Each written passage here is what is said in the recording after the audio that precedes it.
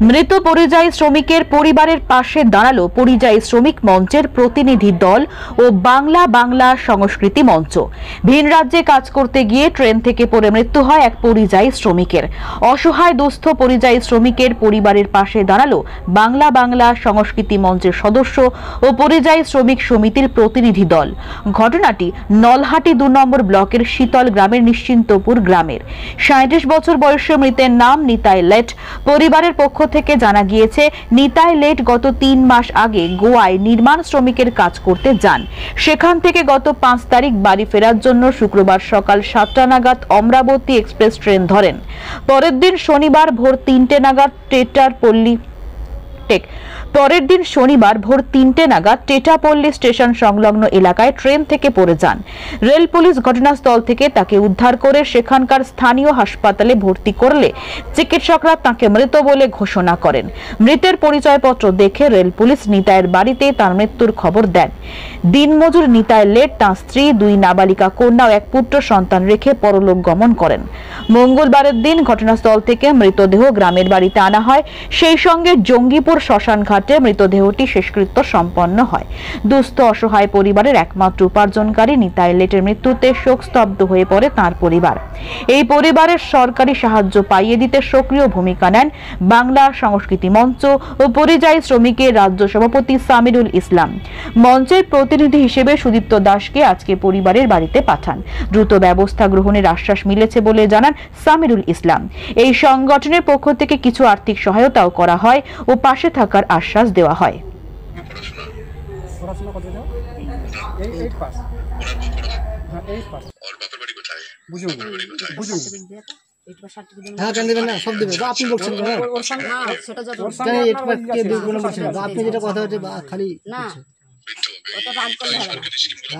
কথা বলছি আপনি সার্টিফিকেট কেউ নাই এখন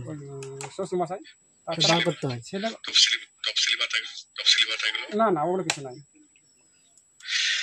তোমরা পরিবারের ডকুমেন্টগুলো দাও, ডেথ সার্টিফিকেটটা দাও, ঠিক আছে? আমার পাশে গ্রামের লোক তোমরা, ঠিক আছে? আমি যতটা করা যায় জানতাম না, ধরো মারা গেছে সেটা আমার কাছে খবর এলেই তো কোনো না কোনো ভাবে ব্যবস্থা করে দিতাম, ঠিক আছে? পার্সোনাল লেভেলে হোক, অনেক সময় সরকারি জিনিসপত্র পেতে অসুবিধা হয়, আমি সময় করি অনেক সময়, ঠিক আছে? তো তোমরা একটা কাজ করো, ওই সত্যিটির সঙ্গে যোগাযোগ রাখো।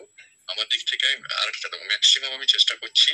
দেখো সরকারি ভাবে যদি রেজিস্ট্রেশন ছিল, শ্রমিক হিসেবে রেজিস্ট্রেশন ছিল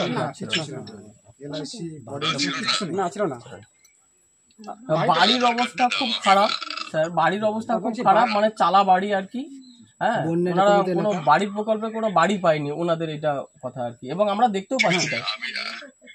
না তুমি একটা কাজ করো, ওদের একটা নিয়ে এসো, ওই কাছ থেকে পরিবারের কাছ থেকে বাড়ি ফটো নিয়ে এসো।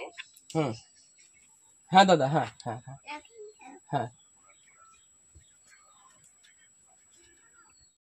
স্যার, আজকে আপনারা এই যে অসহায় পরিবারের সামনে এলেন, বাড়িতে এলেন, কোথা থেকে আসছেন?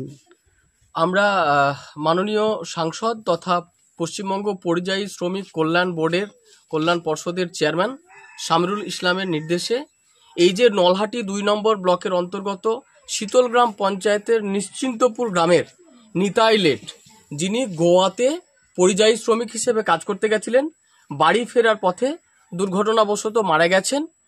সেইটা আমরা পরিবারের সঙ্গে একটা সৌজন্য সাক্ষাৎ করতে এসেছি, এবং ওনাদের কি সুবিধা অসুবিধা আছে, ওনাদের যা অভিযোগ আছে, বা ওনাদেরকে আমরা পরিযায়ী শ্রমিক কল্যাণ পর্ষদের পক্ষ থেকে যদি কোনো সহায়তা করতে পারি, ওনাদের বার্তাটা আমরা পরিযায়ী কল্যাণ বোর্ডের কাছে পৌঁছে দেব।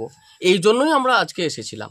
ওনাদের আপনারা দেখতেই পাচ্ছেন যে ওনার বাড়ি সরকারি প্রকল্পে প্রধানমন্ত্রী আবাস যোজনা পাননি, এবং এই 2টো শিশু কন্যা, এই ছেলেটা বড় ছেলে, সেটাও শারীরিকভাবে একটা অক্ষম আছেন, সেটাও আমরা চিকিৎসার দিকটা দেখার চেষ্টা করব। মূলত এই জন্যই আমরা ওনাদের পাশে থাকার জন্যই এসেছিলাম। থ্যাংক ইউ, ধন্যবাদ।